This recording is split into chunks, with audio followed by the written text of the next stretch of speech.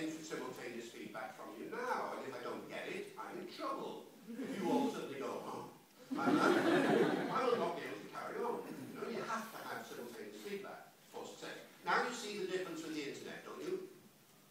Because on the internet there is no simultaneous feedback. I mean, that's the essential difference. I'm sending you an email. While I am sending you the email, I'm getting no simultaneous feedback from you. How could I? Because you don't know you're getting an email yet. Until I press send, and then it goes, then you can give me successive feedback, but not while I am doing it. And that's why it's so important to read through your email before you send it, because you are on your own. Email is an autonomous situation. There's nobody helping you at all. And it is wise always to check that you have written what you intended to write. Otherwise, you know what happens. Sometimes you get a message back a little later and somebody's upset. Or they go, what do you mean? What? You inadvertently hold down the shift key and out the email goes in capital letters. Why are you shouting at me? What have I done? No simultaneous feedback. Not even in instant messaging is it simultaneous. I mean, it's instant, yes, but while you are typing that instant of message, you're not getting anything simultaneous back. Blogs the same, Facebook the same, and so on. But you might say, what about Skype and voice over the internet and things of that kind? Again, it's not simultaneous. If I'm Skyping you and you're Skyping me, oh yes, we can see each other, and it looks like we're having a real-time conversation, but it never is it? Because of the lag that takes place between the two ends. Remember how the message is sent? It's broken up into little packets and sent all around the world in different directions, and hopefully the software puts the packets back together again so that the person at the other end can understand what you just said. Well, it takes a minute, well, not a minute, it takes a while, a second, split second, sometimes a couple of seconds for it all to happen, so you get dialogue of the sort, hi John, how are you? Fine, thanks. Where are you going? Out later, I think. And sometimes the picture in front of you breaks up into 1 million pixels and you see the person disappearing in front of your eyes. You know, all sorts of lag factors interrupt the natural spontaneity of the conversation. Things will improve, but at the moment, at any rate, the contrast is quite remarkable at times. So the first big difference then between speech and electronic is the lack of simultaneous feedback. Second big difference, well, I mean, there are lots of differences, and I've only got time for one or two. Here's another one.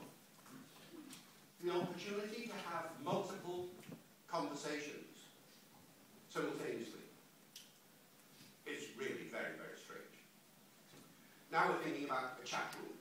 You're in a chat room, and there are who knows how many people in the chat room. And down the screen is scrolling the messages coming from the various members of the chat room.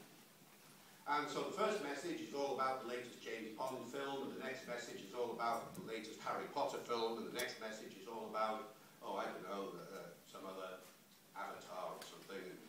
People are talking about these things.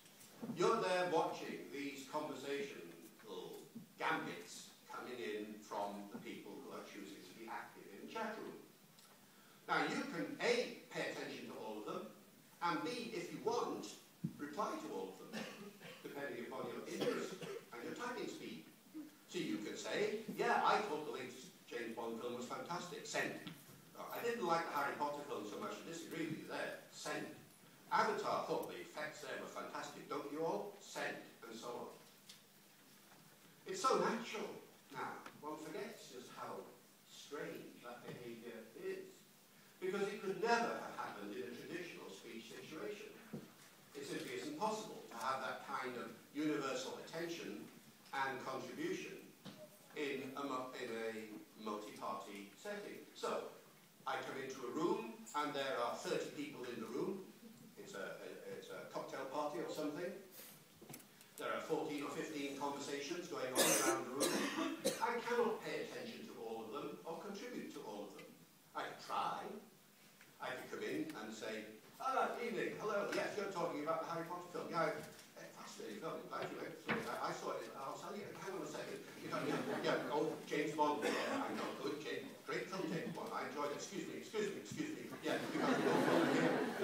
talking about Avatar, and sorry, because James Bond and Avatar, and you know, they would lock it up if you try to do that. But on the screen, it's all perfectly natural to do that kind of thing. So, a couple of big differences between the speech situation and EMC. What about writing? Differences with written language and electronic communication. Here too, fundamental differences. What is the equivalent to simultaneous feedback in the written language? If simultaneous feedback is one of the most fundamental properties of speech, what is one of the most fundamental properties of writing?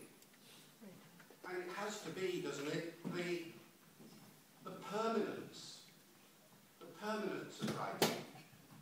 Here's a piece of writing. I hold it up, and you see it. I put it down. I hold it up again. Oh, it's the same. Hasn't changed. I put it down. I hold it up again. Oh, it's still the same. It still hasn't changed.